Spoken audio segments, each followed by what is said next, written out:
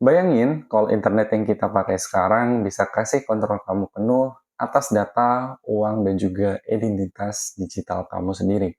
Nggak perlu takut akun diblokir, nggak ada pihak ketiga yang ngatur-ngatur, dan kamu benar-benar jadi pemilik data kamu sendiri.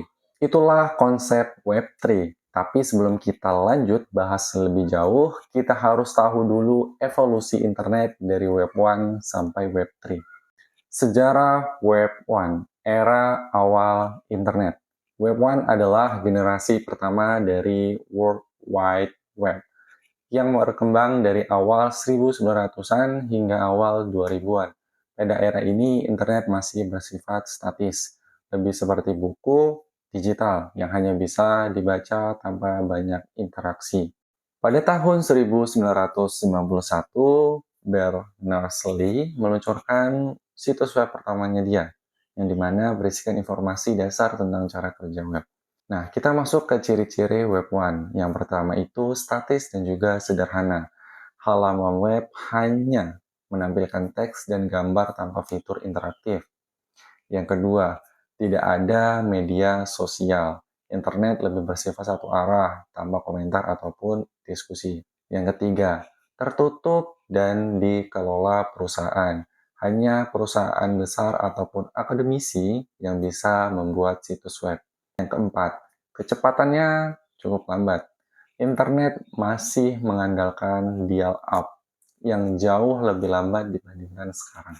Kita masuk ke contoh Web 1, yaitu seperti Yahoo, awal director web yang sederhana.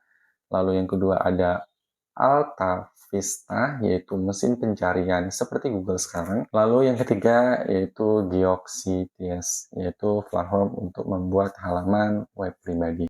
Setelah Web 1 yang bersifat statis dan terbatas, Web 2 mulai berkembang pada awal 2000-an. Era ini membawa perubahan besar dalam cara orang berinteraksi di internet, bukan hanya sebagai konsumen ataupun pembaca, tapi juga sebagai produsen ataupun kontributor konten. Kita masuk ke ciri-ciri dari Web 2. Yang pertama itu interaktif dan juga dinamis. Pengguna bisa membuat, membagikan, dan juga mengedit konten dia sendiri, misalkan di blog komen ataupun di forum. Lalu situs webnya juga bisa menyesuaikan konten sesuai preferensi pengguna, seperti dari YouTube ataupun dari e-commerce. Kita masuk ke ciri-ciri yang kedua, yaitu media sosial dan juga komunitas online. Lahir di platform seperti Facebook, Twitter, dan juga YouTube. Memungkinkan komunikasi antar dua arah. Lalu ada juga forum diskusi, blog, dan juga wiki, menjadi tempat berbagi informasi secara terbuka. Ciri-ciri yang ketiga yaitu cloud computing dan juga big data. Penyimpanan data berbasis cloud seperti Google Drive ataupun Dropbox, memudahkan akses dari berbagai perangkat. Lalu ada juga algoritma AI, mulai digunakan untuk mengolah data dan beberapa pengalaman yang lebih personal. Web 3. Nah, kita sekarang masuk ke Web 3. Web 3 adalah solusi dari masalah Web 2, yaitu internet yang lebih terdesentralisasi, lebih aman, dan juga lebih transparan. Di Web 3 ini kita bisa dapat banyak hal. Yang pertama itu punya data sendiri tanpa takut diblokir. Yang kedua, kita itu lebih bisa transparansi tanpa perantara, kayak bank ataupun PayPal. Cukup pakai blockchain saja. Yang ketiga, kita itu monetarisasi konten langsung tanpa harus tergantung pada platform. Nah, terus pertanyaannya gimana sih cara kerja Web3 ini? Mari kita bahas lebih lanjut. Web3 berjalan di atas teknologi yang bernama blockchain. Jadi nggak ada satupun perusahaan ataupun pemerintah yang bisa mengontrol semua ini. Lalu ada beberapa contoh dari teknologi blockchain ini, yaitu yang pertama adalah smart contract, yaitu kontrak digital yang berjalan otonomis tanpa pihak ketiga. Yang kedua, yaitu cryptocurrency, yaitu uang digital yang bisa dipakai tanpa bank. Yang ketiga adalah NFT. Mungkin teman-teman sudah pernah dengar, yaitu non-fungible token, yaitu bukti kepemilikan aset digital yang unik. Yang keempat, yaitu ada yang namanya DAO, Decentralized Autonomous Organizer, yaitu organisasi tanpa bos dan nggak diatur oleh komunitas.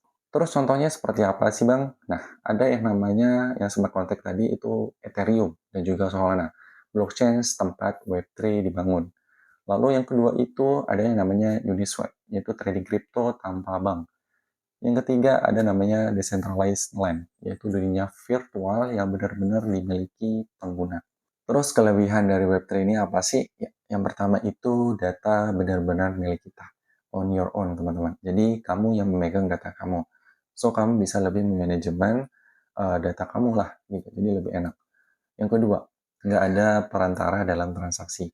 Kita nggak perlu bank lagi untuk pihak ketiga kita yang membantu kita dalam transaksi. Kita tinggal peer-to-peer aja, minta wallet, dan kita transfer. Simpel. Yang ketiga, yaitu transparansi dan juga lebih aman. Jadi kita tahu arah uang kripto kita itu perginya kemana dan asalnya dari mana.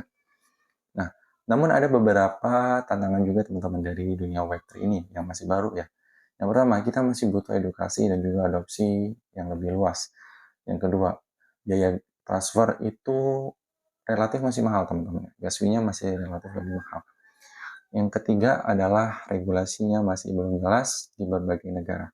Ya, Web3 ini bukan cuma tren, tapi masa depan internet dengan blockchain, smart contract, dan juga decentralized. Kita punya lebih banyak kebebasan dan juga kontrol atas data serta uang kita sendiri. Itulah definisi dari freedom. Tapi pertanyaannya, apakah Web3 ini akan menggantikan internet yang kita pakai sekarang? Coba komen di kolom komentar. Ya, sekian aja teman-teman videonya. Semoga tersampaikan apa yang saya maksud dan juga ya, di sini saya bukan menggurui atau apa, di sini saya sharing aja untuk teman-teman yang belum tahu apa itu dunia Web3 secara sederhananya. So, sekian saja videonya. Semoga bermanfaat. Sampai jumpa di video selanjutnya. Terima kasih. Dadah.